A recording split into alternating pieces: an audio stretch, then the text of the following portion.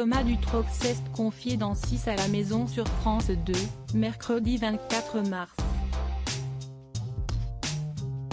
Durant une discussion portant sur l'euthanasie animée par les deux présentateurs, Anne-Elisabeth Lemoine et Patrick Cohen, le musicien de 47 ans a évoqué sa grand-mère maternelle qui, à l'âge de 70, avait trouvé un médecin pour l'aider dans sa démarche.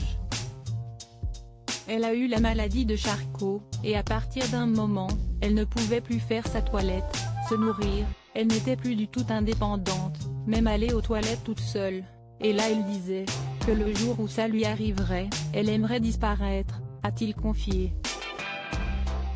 Puis, Thomas Dutronc n'a pu évoquer sa grand-mère sans parler ensuite de sa mère, Françoise Hardy. Il a fait savoir qu'il avait déjà évoqué l'euthanasie avec elle. Car, victime de cancer, elle a pensé à baisser les bras à plusieurs reprises. Quand elle a eu des problèmes récemment, elle disait « Bon là, sieste terminée ». Mais moi j'étais là pour dire « Attends, par exemple dans le cas de ma mère, elle est très comme ça. Si sieste pour souffrir, pour faire de l'acharnement thérapeutique, elle préfère en finir », a-t-il confié. Et il a poursuivi, elle va très vite à dire ça.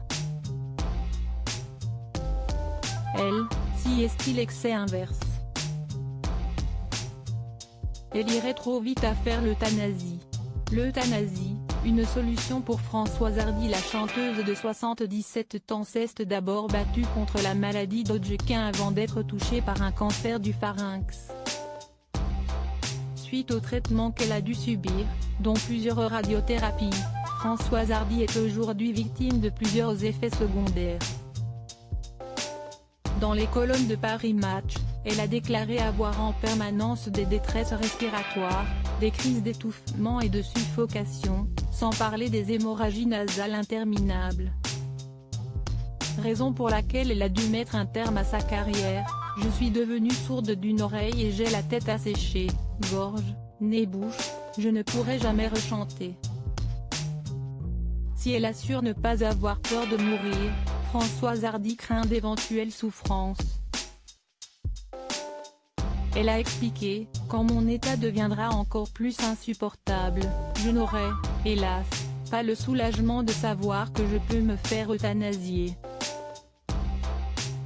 La France est inhumaine sur ce plan-là.